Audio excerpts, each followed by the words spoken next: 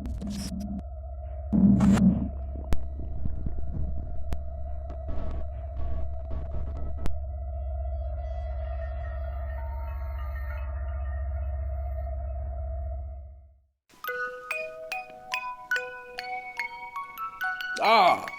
welcome, I didn't see you there. You know, music is one of the greatest forms of humans' artistic expression. But in tonight's terrifying tales, you're going to hear some tunes that will haunt you for the rest of your life.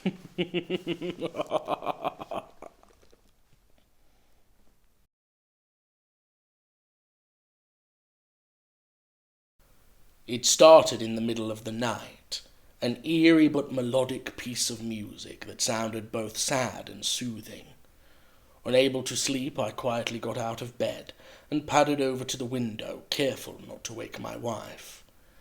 I peered out and saw faint light coming from the park which was opposite my house.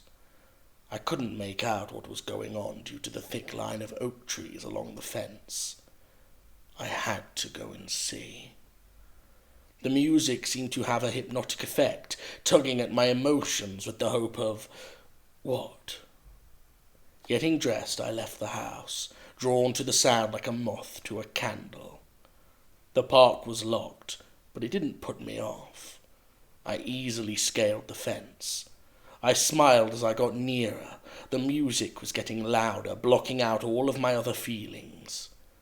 I stopped at the edge of a clearing, seeing for the first time the bandstand.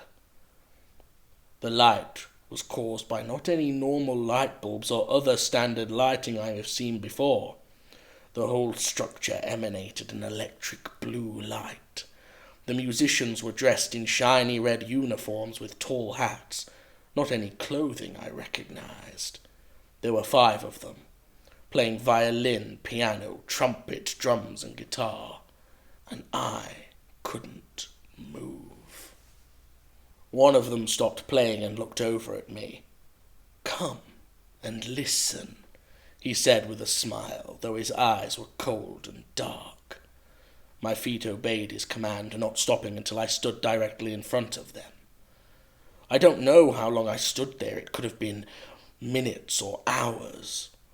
When the music stopped, the musician on the piano stood and handed me a flute. I was flustered. I couldn't play any music. "You're one of us now," he said.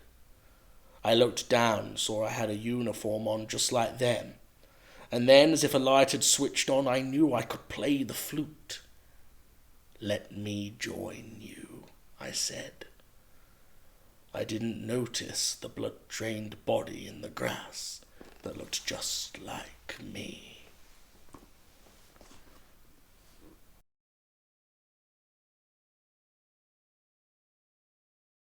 Matic Spawn, aka Roger Smith, lead singer of the death metal band Spawn of the Dead, was hacked off. He'd been gigging for the last 10 years and had never had a break. Not one scout tapping him on the shoulder to offer the band a contract. He was pissed off. Every night before he crashed, he made a point of cursing God for the crappy hand he'd been dealt. He knew Spawn of the Dead were good, but they'd get nothing. His letterbox clunked and woke him. He got out of bed and padded to the front door, bent over and picked up an envelope. Just to his stage name, Matic Spawn, was written on it. He removed a sheet of paper from the envelope. On it was written, "Contract to play at the bandstand this coming Saturday. Your signature required. Attend the bandstand at 7:01 a.m. this Friday morning." Roger was amazed. He knew the bandstand. It was a very prestigious venue. Perhaps his luck had changed. He arrived at 7:01 a.m. and knocked on the door. It opened. Strangely, there wasn't anyone on the other side. He dismissed this weirdness. He was signing a contract. Highlighted by a red glow emanating from the room behind was a door. Roger knocked on it. "Come in, Mr. Spawn," a deep, bubbling voice instructed. "Who are you?" Roger asked. "I'm Mr. Ziffer, my friend, but you can call me Lou." Lou pushed the contract across his desk and handed Roger a pen. Roger signed the contract without hesitation. He'd caught a break. or so he thought. The gig that Saturday was phenomenal. The crowd ecstatic, all merchandise sold out. In Roger's dressing room, Mr. Ziffer seemed to appear from nowhere. A good gig? Roger nodded. So I have fulfilled my part of the contract. Roger shrugged. He hadn't read it. I can assure you I have, Lou said, and now it's time for your part. Lou Ziffer's hand reached into Roger's chest and pulled an ethereal, translucent person shape from his body. Lou smiled. Your soul, I thank you. Roger dropped to the floor, lifeless.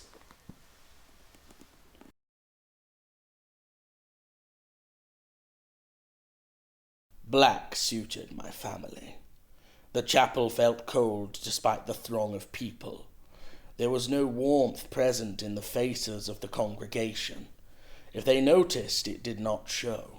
The sweet scent of lilies mixed with something else, a smell more exotic, defiant to the general mood. There were 2 boxes on the table.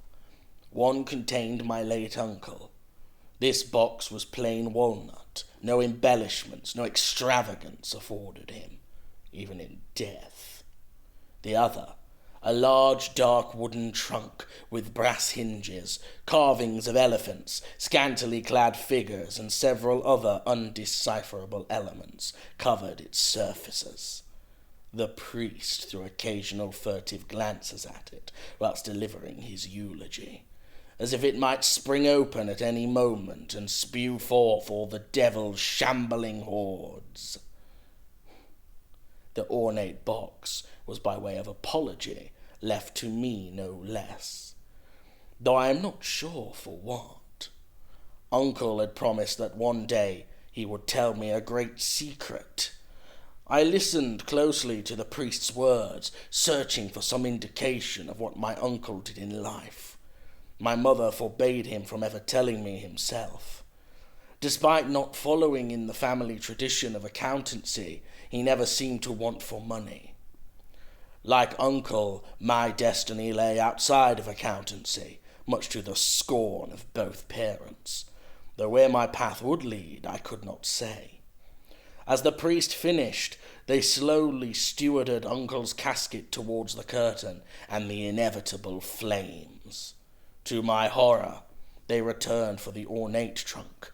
Placing it before his coffin, it would precede him into oblivion.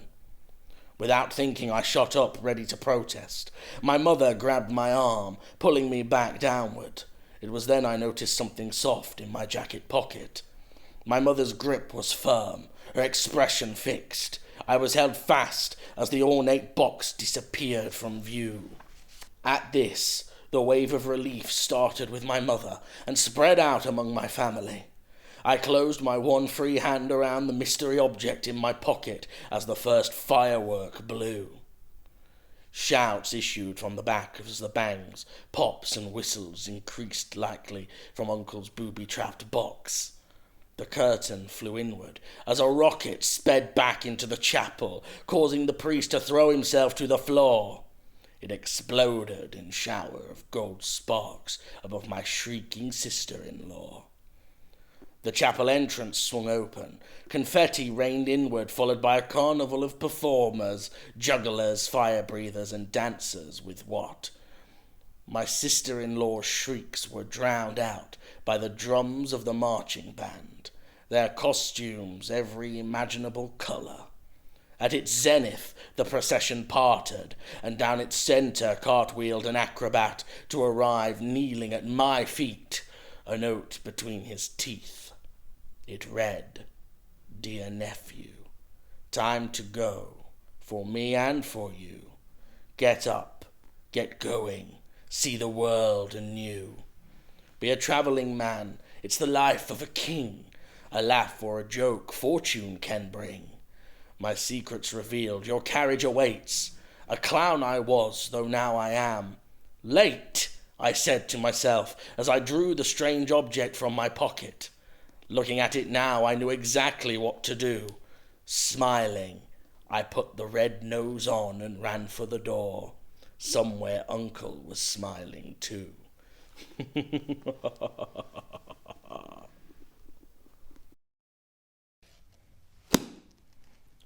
Well, that brings us to the end of tonight's episode. Now run away, children. Run away back to your beds and get some sleep, if you can. I'll see you next time in the library, if you dare.